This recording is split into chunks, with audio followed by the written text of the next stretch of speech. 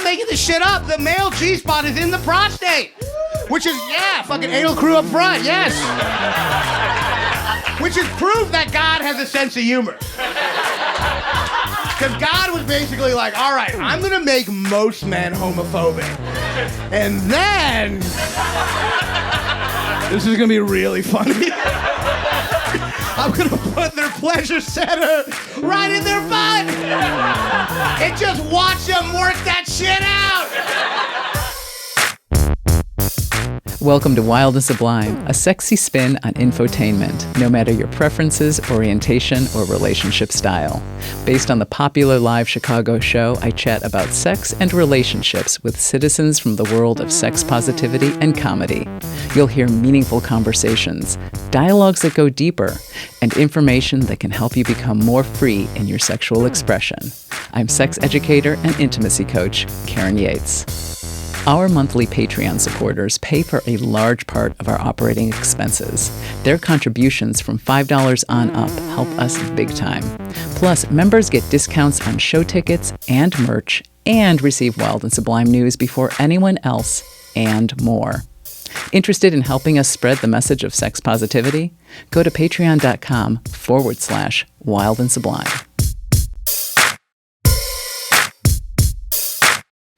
Hey folks, welcome to Wild and Sublime, coming to you from the Lincoln Lodge podcast studio as part of the Lincoln Lodge podcast network. We are on episode 5 of our Sex with Comedians season. Before I introduce today's guest, I'm going to do a land acknowledgement. We are recording on the lands of the Council of Three Fires, the Ojibwe, Odawa, and Potawatomi nations, in addition to a score of other tribes that have lived here. This land is now known as Chicago. So on to our guest. Today I'll be chatting with comedian Raanan Hershberg. Raanan has been on The Tonight Show with Jimmy Fallon, The Late Late Show with James Corden, and Comedy Central. He has 2-hour-long specials on YouTube you can check out, and I encourage you to check them out because they are insanely funny. Jokes from the underground and downhill ever since.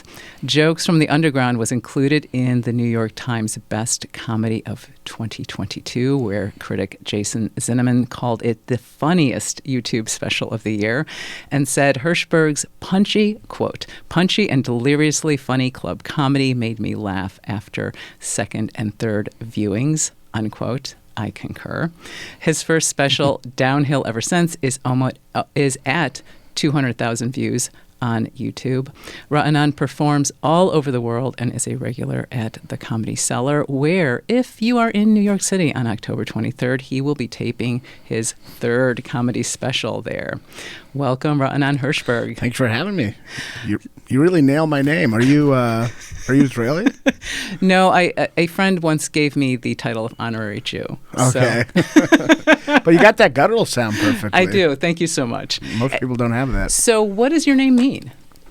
It means fresh, like luxuriant fresh. It's Hebrew. There's a couple of prayers that it's in. I think it's more modern Hebrew. Okay. Actually, no.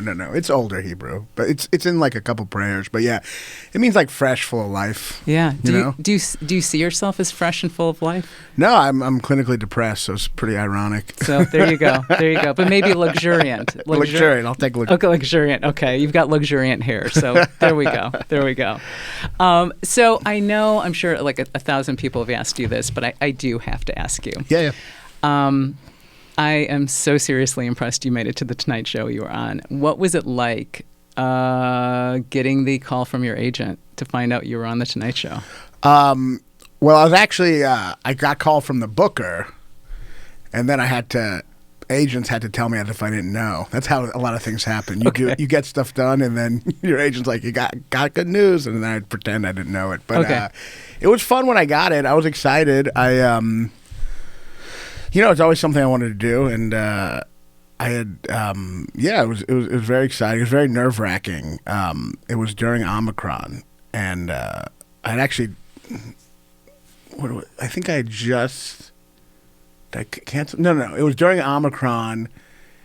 Yeah, I had to cancel my special. I had to postpone it, wow. which was very upsetting because I mean, it had to be done, but it was very upsetting because when you get ready for a special, you have to run it. And it's like a battle with it where it gets dead and you lose your, you have to like find out how to make it, how to get excited about it. It's a whole thing. So I got to a point where I was like ready to tape it. And then like literally everyone got COVID at the same time in New York. Oh my God. So that got canceled or got postponed. And then I had to do Fallon. And it was so nerve wracking because I didn't get COVID. And like when it happened, when Omicron spread, but then I was doing a club weekend before Fallon. And with Fallon, they had to test you a week before you go on. So I'm like, I'm definitely going to get COVID at this club in Minnesota. But they test you a week before you go on, but then you're out living your life? Well, no. They tested me like, so I was at a weekend at a club and then they test you Tuesday. Okay. And then Thursday you come in. Okay. So there's not that much time. But then Thursday they test you again right before you go on stage. So it's very nerve-wracking. So I never really knew. Usually when you do late night, you're very nervous about doing it. But I had this other nervousness, which is like, what if I don't? Because when you do late night, you just want to get it over with. Right. There's so much scheduling involved. You go back and forth with them. I was constantly being messaged like, are you available this Friday? Someone dropped out. And I'd be like, yes, but then it wouldn't happen. So there's so much. It's a big mind fuck, And so I was so nervous and didn't know if I was even going to go on till like the last second. Oh my God. And then everyone was in masks, which was also which was also annoying because they didn't show the people in masks. Right. It's like just show them in masks. And now it just looks like my laughs were muffled. You know what I mean? Like it's just like show that right. that I have this obstacle, you know? Wow, that sounds like a pain in the ass. Yeah. Nothing lives up to the hype. But it's a credit and and it's a big credit, right? Yeah. I mean, it is a big credit. I mean, the business has changed, but I know. I think what, at least as I can see it, because I'm not in the business per se, is like in the old days, like say the days of like I don't know Carson or when like Leno did it, like when that was like the biggest thing, huge, and now like there's so many areas or so many ways people can get out there. Yeah, well, social media has made the gatekeeping not kind of irrelevant a little. Yeah. So like. Yeah, it used to Carson. You could be a real game changer. Yeah, but it's not really a game changer anymore. It's something you do and it's fun. It's a fun. I see it as like extreme sports, because you're like performing. You have 5 minutes. It could go wrong. It's live. Right. It's just like a fun, exciting kind of masochistic thing where you're freaking out. But yeah, it doesn't do. I mean, it's nice to have, but it doesn't. Everything's so niche now. We're just not watching the way we used to. Yeah. So one of the reasons I wanted to bring you on this particular podcast is you're very open and free, I think, in your comedy about what you talk about. Yeah. And I don't know. Would you say that's one of your hallmarks? I mean, I try to be blunt. I try to be. Yeah. I mean, I want to get to like a very honest place, Right, yeah. I heard the term radical vulnerability the other day. I never heard that, but I was like, that's a good goal for art, Yeah, I think you're absolutely right.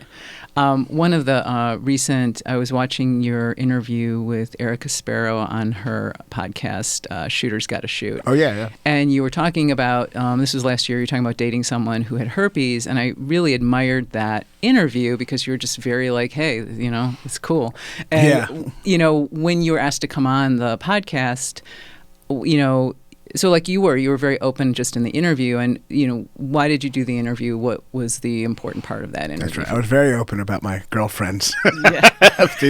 But you did make it clear she had said cool. Yeah, she used to be a comedian. Okay. So she actually talked about it on stage. Okay. So it was kind of like, and then I do talk about it on stage, and she's cool with it. I was always like, there's no stigma, so it's okay for me to talk about, Right. But yeah, I mean, herpes, I don't know. I think herpes in the comedy community is actually always, she said, like, being in comedy made it a lot easier because people are so open in comedy or they talk about stuff more. Mm-hmm. So a lot of comedians talk about herpes, having herpes or dating someone with herpes. Okay. And I think a lot of people are still stigmatized in outside of that area. For sure. But I think within the community, it is people, and I don't even know it's because we're so open. We're just so desperate for material that we'll talk about whatever's going on. But yeah, I mean, she had it, and we're still dating, and I don't know. I mean, like, my joke in my act now is like, I have less chance of getting herpes if I'm having sex with someone who knows they have herpes. At least that's how she explained it to me. So that's, Yeah. But like, yeah, I do think there's some truth to that. Like, you don't know who has herpes. If you're having sex, even with condoms, if someone doesn't know they have herpes or asymptomatic, they could have it at any time. So if someone actually has it, and she's very aware of when she has it, it's actually, I think it can be safer. You know what I mean? Absolutely. Plus, I think, there's a lot of folks out there that aren't very up on STIs in general. Like, their knowledge is not very good. And that's where the stigma is. It's like, if there's no, if people really aren't talking about it or being secretive, then they're not passing good information onto each other. Like, hey, Right, exactly. The stigma keeps the information. And like, herpes, people freak out about herpes because it's technically incurable. Mm-hmm. And that's what people freak out about. Right. The kind of idea of this thing that you can't get, it's not actually I'm sure it is very uncomfortable when you get it. I know the first time's very uncomfortable. But it's one of the more, it's a very manageable thing. But the incurability of it, I think, freaks people out a lot. Right. I mean, for me, it's like I wouldn't want someone, if I got it, I wanted someone to not date me. You know what I mean? So, so you don't want to, it's bad karma if someone says they have herpes and you like, are like, no, I want it, I don't want it, you know what I mean? It's like, you don't want to, I don't know. And, it's been fine. I mean, I still freak out. I'm a hypochondriac, and I still don't want to get it, Right. Even if it's not the end of the world. I don't want to get it, but, like, you take that risk, and, Absolutely. And I don't know. Yeah, it's been fine, So one of the other reasons I wanted to have you on the show is you do this beautiful extended bit in Jokes from the Underground on pegging. Yes.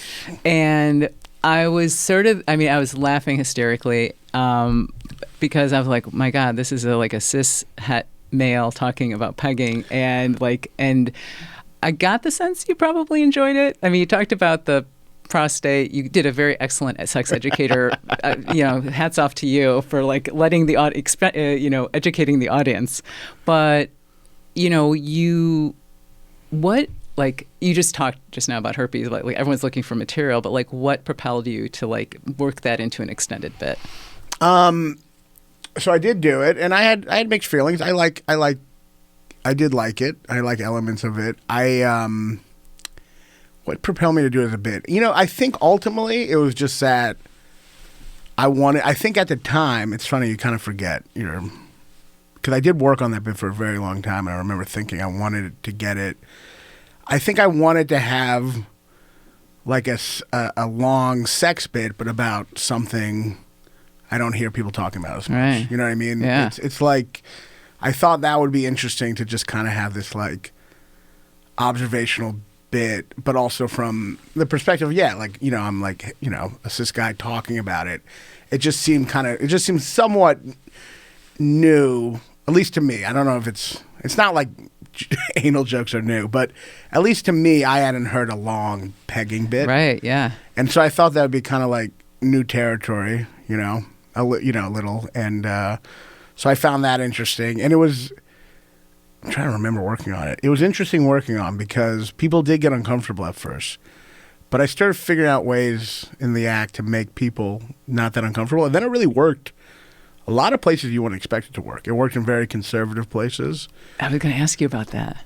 Well, at the end of the day, dirty jokes are universal. Mm-hmm. And it's and everyone's a little, everyone has some of that, you know what I mean? Yeah. So it's as long as there are certain things I had to do to make people comfortable. I think I think some of it is being aware of that and yelling at them and Oh God, yes. threatening them. Right. There was a point in, when you were doing it in the special where you were nailing the people that were looking uncomfortable. Right. It was so good. It was so good. That was a fun thing, so you could work off their uncomfortability. Right. You know what I mean? And Right. sometimes that was real, and sometimes you had to make it up. Right. You had to pretend people had their heads down. Yeah, and in terms of the levels of it, you talking about creating something where there are moments of comfortability. Yeah. Like you were doing the bit where you kind of brought it back to being, say, a woman who wouldn't be pleasured of you just sitting here, you're doing your to-do list. Oh, right. I thought that was pretty brilliant. And kind of bring it back thanks. around. Yeah. Yeah. No, there was some stuff I think I wanted to say about sex in general through that. Something I'm trying to remember the bit now, but it was I should have rewatched it. But there was something about at the end of the bit, because I talk about how it's better for sex in a way, because you don't, right? I believe I talk about having to think of things to not prematurely ejaculate. Right. Yeah, I always thought. Yeah, I think I wanted to talk about the pressure of sex through pegging. Right. Yes, exactly. And then use pegging as a way to be the pressure's off, when you're getting pegged. Right. You know what I mean? And so I thought it was interesting to talk about something that's not considered a traditional male thing. Not traditional, a traditional heteronormative male thing or whatever. Mm-hmm. In the perspective of someone talking about actually the pressures of just, the traditional male sex, you know what I mean? Yeah. So I just thought I thought it was I thought it was a funny way to get to that. Be it's actually great if you have a lot of pressure when you have sex. Because there's a lot of pressure. Of course. When you're having sex. There is. It's just a lot of it's in your head, but there's a lot of pressure. And I thought, and that's a very conventional idea, that there's a lot of pressure. So I thought it'd be interesting to be how this pressure we have, this kind of traditional pressure to not, come early. Well, pegging really takes that, Right. Yeah. So I thought it was just an interesting way to, talk about it. And you also bring up this whole thing about the irony of the prostate, the pleasure, the G spot for dudes in the asshole. That was quite excellent. The irony, God's going to make you homophobic. We're going to make all guys homophobic, but we're going to put the pleasure spot. Right, it's in there. It's in there. They're homophobic, but it's still in their asshole. So it's a real conflict. Yeah, it's this interesting, because it is everyone's G spot. So it's which is, I think, homophobia is obviously, that's the one where it's the fear of something in yourself, right? That's, other prejudices are not always. Oh my God, we're getting Jungian, the shadow, or it's inside you. Yeah, it's inside actually you. Inside you. Well, if you're racist to a group, you're not worried deep down you're that group, right? You know what I mean? Right. But homophobia is a very personal. People are afraid of being that. You know what I mean? Yeah. So it's an interesting thing to talk about. Yeah. But at the end of the day, it's just a dirty joke. So that kind of makes it.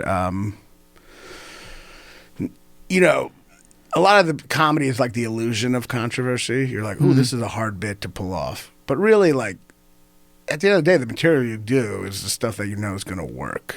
So you figure out a way to, and this was a bit where it's oh, this does kind of, it's not as divisive as it looks. You know what I mean? It's actually it's just a dirty bit that anyone can kind of relate to, which is good. That's the kind of comedy you want, where people kind of come together. And, I've done it in conservative places, and it does work way more than, something political, Of course.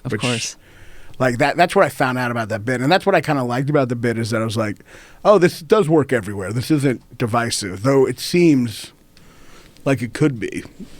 I'm sure if I did it a church or synagogue, it wouldn't go well, but but yeah, it's one of those bits that's it does, at the end of the day, we all get behind dirty jokes. Well, it's having been to swingers clubs, I can say that there's a lot of conservatives. Sure. In where the sex parties are. So it's a very interesting thing. It's a very interesting thing to suddenly realize, oh my God, I am surrounded by conservatives, and I am in an environment that you wouldn't think. Right. And and someone having their own whatever their sexual desires are has nothing to do with political. Exactly. As we know, a lot of Republicans are, or some Republicans are closeted homosexuals. Right. Yeah, Right. So it's like, yeah, it kind of does bring you together. The sexual. Yeah. It's not divisive. It really isn't. I mean, it's like everyone has, everyone's more. It's funny when you have a relationship or anything, you're like, am I normal or you know what I mean, or am I perverted? No one really knows, and everyone's just like kind of But I think it's always way more. People are way more exploratory than they talk about or admit to. I agree. My way of thinking of it is like, if I'm thinking of it or if I'm doing this, there are probably like hundreds, if not thousands, if not. Yeah. I'm not like breaking new ground. No one's breaking new ground. Right. Yeah. You can't search for something that Right. you can't. There's no didn't find that on the internet. Right. We'll return to our conversation in a moment. Just a few simple sentences can change your intimate life. Want to know what they are? Download the free guide, Say It Better in Bed, 3 practical ways to improve intimate communication, to get easy tools to put into action immediately. Go to wildandsublime.com to get yours. You're also very open about your sobriety. I'm sober too. And I wanted to ask you, because this is something I've definitely wanted to do like a full episode about, but you got sober like 6 years ago? Yeah, something like that. Something like that. So, so you had already been an adult in relationships, using, if you will, drinking. And what was it like, because I have my own story, but like, what was it like moving from relationships and sex, while you were still. It's a great question. To like now I'm clean. Now I'm with a person. Now I'm having sex, and you also have anxiety. Right. You talk about anxiety. It was hard because I no longer had an excuse for not getting it up. Right. If I didn't get it up, I'd be like, oh, it's not whiskey dick now. But it was very hard. Sex and alcohol is very intertwined for most people. Mm-hmm. You know what I mean? And like. I do think it was hard to you had to readjust. But once you're readjusted, it's better. Yeah. You know what I mean? It is better. It's like, it's always better to not be drunk. I mean, not always, but I will say I do smoke weed. I kind of started doing that, which I enjoy sometimes. Basically during the pandemic, I was like, all right, you need some drugs to get high. So I do weed, which is also, by the way, way better for sex than alcohol ever is, in my opinion. But alcohol, it was a readjustment. It was very hard to flirt, be single, anything like that. You just can't do it. I was just it was impossible, you know? It was just you're just so aware of your insecurities, Right. And then you go to a party and it's really tough because drunk people would come up to you. And it would actually be very awkward, but only you're aware of it. Right. You're aware of awkward encounters, but they're not because they're drunk, Yeah. So you're taking in, you're like a recorder of social awkwardness when you're sober. You're documenting it down and no one else notices. And what I see now, because I date and I'm on the apps, is I see a lot of, people. There's a lot of alcohol on the apps. People are talking about 6 things I couldn't live without.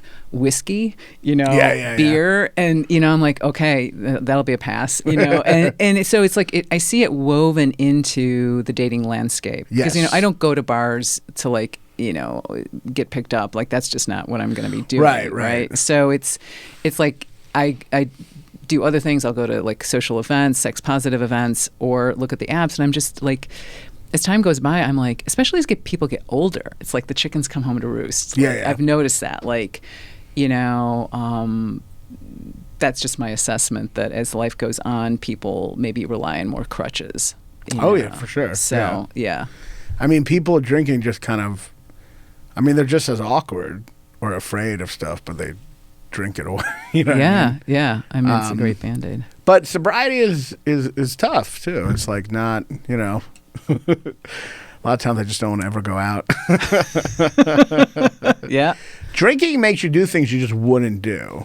You know what I mean? Yeah. Like go to a club or something, you know, like just like, I don't know. I mean, it's like, you know, drugs also make you, like drugs make you hang out sometimes. Drugs and sex are very similar. Well, they'll make you hang out sometimes with someone you don't want to hang out with. For sure. You know what I mean? Yeah. You're like just there for it, but like if you were like not, if sex was off the table, you're like, I want to hang out with this person, you know? So it's like alcohol can be similar to that. You know? I basically have become, now that I'm sober, I'm not as tolerant of people. It's actually closed my heart. I have like no love, no. Because I'm just not, I just can't.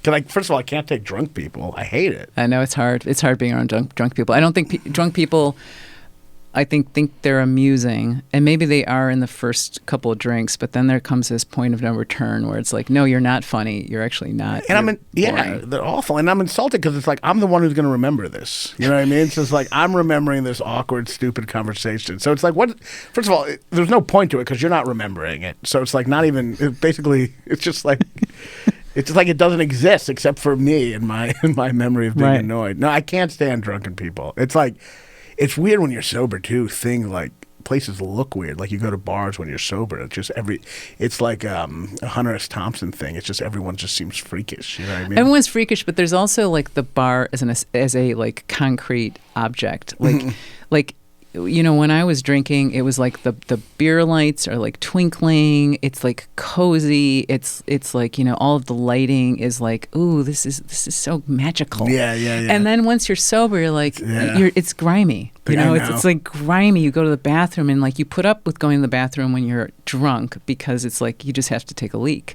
Right. But suddenly it's you're like gross. Yeah. It's you're like away. Your goggles are off. Yeah. No, I met up with a friend in some town. And we went to I think it was just Waffle House. It was like a Waffle House in the town. And I used to go when I was drunk, and I wouldn't think twice about it. And I went sober, and it was like a David Lynch movie. It's like a nightmare. Like people are like clearly on meth in the staff, but it's just freaky. It's like brightly lit, and everyone's so drunk. And it's just like an insane asylum. But it doesn't seem that way when you're drunk. But when you're not, you're like, this is like disturbing. Yeah. And then you really understand like with how the world is, why people do use. Right? If like we've kind of moved into this Lynchian reality. Yeah, of course. That, you know. I mean, Speak of Lynchian, I don't even know if this is Lynch. I don't even know what this is, but I saw a picture the other day of Kim Jong-un was visiting Putin. Yeah. And Putin presented a walrus who applauded Kim Jong-un. He's like some trained walrus applauding him. Oh, I have to look. I'm kind of obsessed with Putin. I'm kind of obsessed with Putin. Oh, yeah? So yeah. I kind of character. follow like what are you doing? Who are you trying to oppress today? My story about Putin that I think perfectly explains him is there was this thing where he's going to get a photo shoot with a very rare tiger, some kind of white tiger at the zoo. And they had to tranquilize the tiger before the photo shoot, you know? And then he was late, so they had to tranquilize him again. And then he comes, and he goes, I want to be seen in the picture tranquilizing the tiger. And they're like, I think he's had too many tranquilizers. They're like, I want to be seen in the picture. So they take a picture of him tranquilizing the tiger. And yeah, the tiger dies. And that's like, to me, the perfect Putin story. It's like the amount of people he will kill for optics is like, Oh my God. Yeah. That beats my story.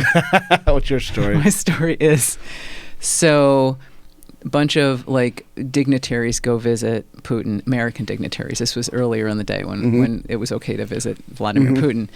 And one of them was someone that had like the owner of a Super Bowl winning team. Oh, I know. Do you know the story? Okay. The story's hilarious, but tell it. Hilarious. And so, so like people, you know, it's kind of winding down the little meet and greet, and Putin says to the guy, I don't know what team it was, Can I see your Super Bowl? Can I put your Super Bowl ring on? Oh, of course you can. He puts the ring on. He's like, very good. And he leaves the room and like with the Super Bowl ring. And the guy's like, wait, what? And like he wanted to get the American the embassy involved, and was like, no, man, sorry. It's like a curb moment. It's so funny. Yeah, he couldn't get it. He couldn't get it back. He couldn't get it back. Yeah, he never got it back. That's just what it's happened. like in his presidential something. Yeah, right. I remember reading that story in a book about him. So we were talking about Lynch, and let me see if I have any other questions because I want to. Yes. So we were talking about Lynch, and you are on a podcast. I don't know. It started again. Your podcast, Joe and it's very inconsistent. Okay. But yeah. The podcast is Joe and Raanan Talk Movies. Yeah. And it's Joe List. You talk about movies. You wrangle with each other about movies. So I thought, hey, I'm gonna ask Raanan about what is the hottest movie. Oh, right. And so you've got yours, I got mine. Mine is an outlier, total outlier. Yours is? Blue is the warmest color, which I feel like is a traditional, maybe an obvious answer. I don't know. Well, maybe not that obvious. Okay. And I'm going to go with Soderbergh's Out of Sight, George Clooney. Oh, that's a very hot movie. Jennifer Lopez. You agree. I thought you would be like, oh, yeah. No. It's Jennifer Lopez at the top of her game. Absolutely. Clooney, young Clooney, about to break. I think there's only one other movie she's hotter in, and that's U-Turn. The Oliver Stone movie. Oh, I do not know that one. Yeah. Okay. With Sean Penn. But Out of Sight, oh yeah, that's a very, very hot movie. So let's talk about Blue is the Warmest Color, 2013, Léa Seydoux and Adele Exarchopoulos are the actresses. They won a joint. Their acting is so amazing. I actually watched this the other night. Their acting is so amazing that they won the Cannes Palme d'Or. Yeah. Was given to them and the director. Let me look at his name. What is his name? Abdelatif Kashish. So let's talk. Why is it hot? Well, I'll be honest. For a while, I just watched certain clips. The 7-minute lesbian scene? Okay. But I could tell it was a good movie around it. It was one of those things where you're just watching it for certain, specific reasons, but you're like, I think this is a good movie. So I did remember I finally watched it, like, this is a really good movie. But yeah, I mean, it's just, I don't know. It's just two of the hottest people ever in very hot scenarios. So like, but it's just filmed beautifully, and like it is the scene of, it's not just the sex scenes. I mean, it's mostly that, but like the scenes of them in the grass when they're talking is like very hot scene. There's just such I don't know, like I don't know, it's a repression, a little like there's just like this inner desire that at least one of the girls is not open to at first. Right. So it's just a hot movie. Yeah. There's a scene at the end which just really blew me away. They're in a cafe. They haven't seen each other in like 3 years. They've broken up. And there's this like incredibly erotic moment that is almost, to me, I don't get very disturbed ever about sex, but like, the one actress has her like hand entirely in the other actress's mouth. Yeah. And they're like in the middle of this cafe. It was really over the top. And I was like, wow, this is really going to places that I hadn't seen. You know what I mean? It's a very, you feel the yearning in the movie. It's not just like sex. It's like, yeah. It captures like lustful desires and and heartbreak. I mean, I think that scene for me was, because one of the actresses was like, do you still think about me? Do you want me? And basically the whole thing was like, no, I'm not going to take you back. Yeah. And that for me was like, oh my God, oh, this is so painful. Mm-hmm. If you've ever carried a torch for someone, this is like super painful. Stuff, it's a heartbreaking movie, and it's But I love that movie, and I eventually did watch it. For a while, it was just certain scenes, but I was like, you can tell, like you're like, this is good acting. There's something here. Well, I mean, I knew it was good. I knew it was a good movie. I knew it was well reviewed. Well, okay, so getting to more to the point, like it was interesting to me when I looked up like what are considered the hottest films. Most of them are like with significant lesbian like. Oh, interesting. What is Bound? the list? Bound. Well, actually, 9.5 Weeks is still on that. There's a couple of Last Tango, I assume. No, It's not on there. but did you know the Last Tango? Yeah. It was completely non-consensual at the end. Yeah, I know. Oh my God. And in this movie, like there was a lot of stuff from the actresses that the director had really coerced them into some of those scenes. Oh yeah, directors are like, if there was like child protective services before 1994, every child would be removed from their family. Like every director would be in trouble. Right. Even the ones who are nice for the most part. I remember an interview with Sidney Lumet where he's like, "Yeah, I couldn't get this performance out of this woman, so I slapped her, and I felt really bad about it." To get the performance, like slapped her to get the. She was like, "Do you trust me?" And she was like, "Yes." Never have. If a director says, "Do you trust me?" Never say yes. And he slapped her, and then like to get the emotions out. And you could tell this is a guy who never did that again, and is probably more considerate. And even he was like, right. I mean, Yeah. it is amazing. Like in the business. I was in a show, when I was an actor, I was in a show where the director was insane. Yeah. And it was so demoralizing to be in a situation where there was someone that was like probably certifiably like off his nut. Yeah. But it happens. You're in a room with someone that's got the power. Right. And it's just, yeah. It's a difficult situation. Yeah, I don't know. I would, I want to make movies. I feel like I would just avoid any nude scene ever. Not because I don't think those are good in movies, but it's just, how do you not feel like it just feels so weird. Well, now they have all of the intimacy consultants Right. on the shoots, which I think is a really great thing. Yeah, for right? sure. Because they would sure. never make, I think, but then, you look at the scenes in Blue is the Warmest Color and you're like, well, those probably wouldn't happen. No, if you've noticed, actually, I think there's way less nudity in movies now. I think.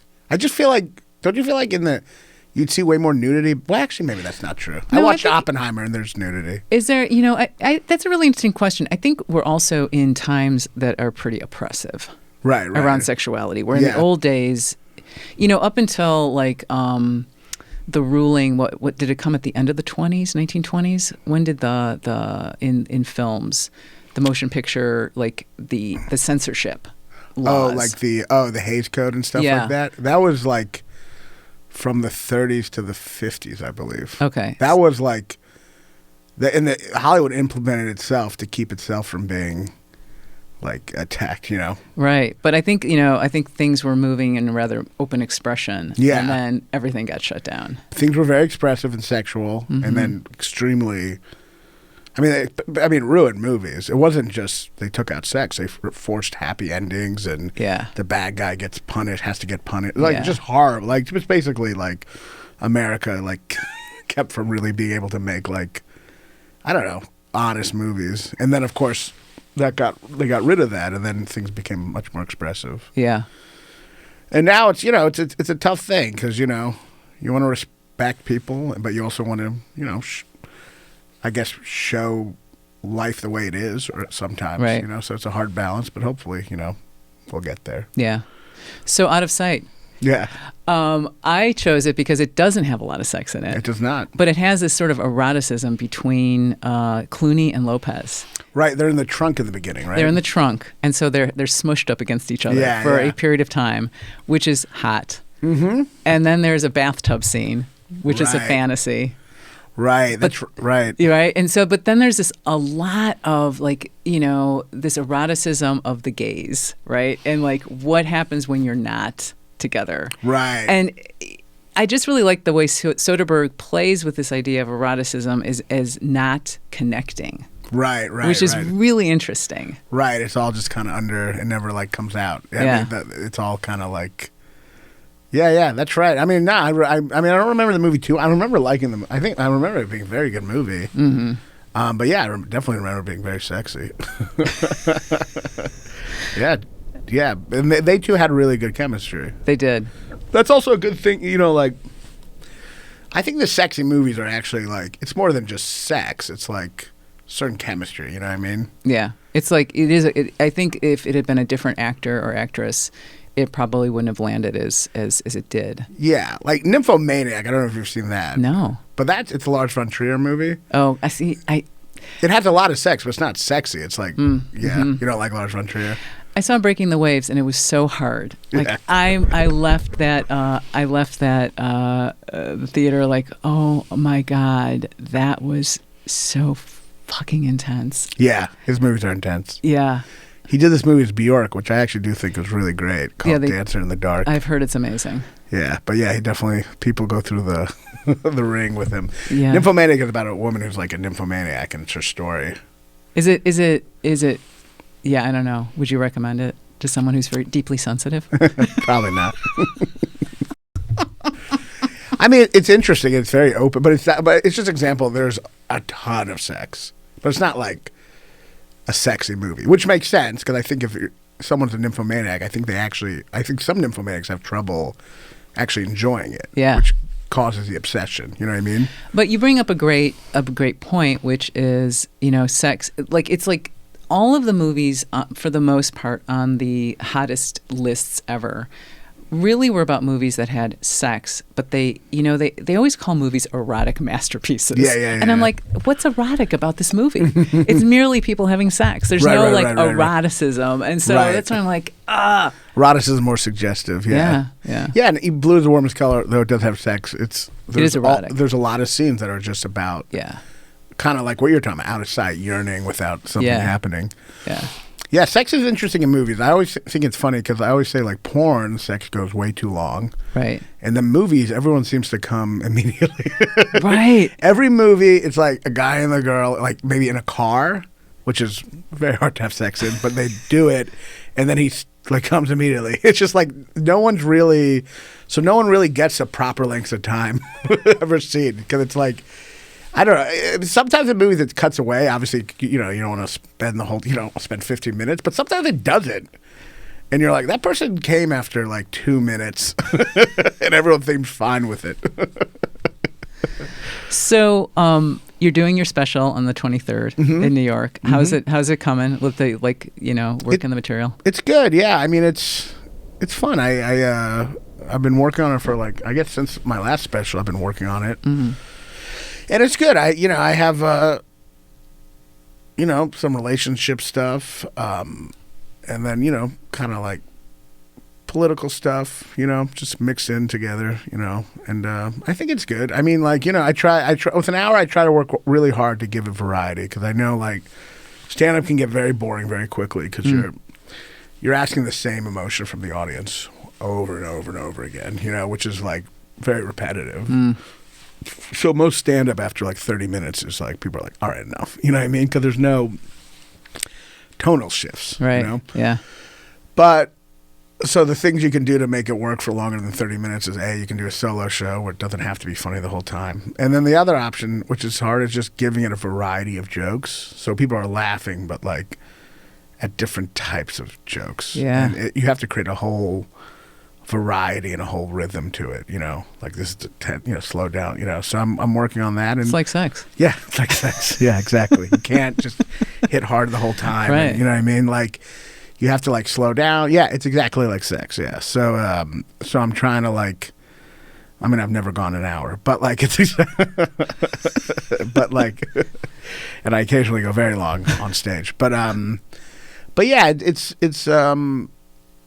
yeah, it's fun. It's fun working on it and just trying to make it work, make it have people not get bored, Yeah. Yeah. And it's for both sex and shows. Well, Raanan Hershberg, thank you so much. Oh, thank you for having me. This is so much fun. Wild and Sublime is supported in part by our Sublime supporter, Full Color Life Therapy. Therapy for all of you at fullcolorlifetherapy.com. Thank you for listening. Know someone who'd like this episode? Send it to them. You can follow us on Facebook, TikTok, and Instagram at Wild and Sublime, and sign up for newsletters at wildandsublime.com. Got feedback or an inquiry? Contact us at info@wildandsublime.com. And we'd love a review or rating on your podcast player. I'd like to thank our design guru, Jean-François Gervais. Music by David Ben-Porat.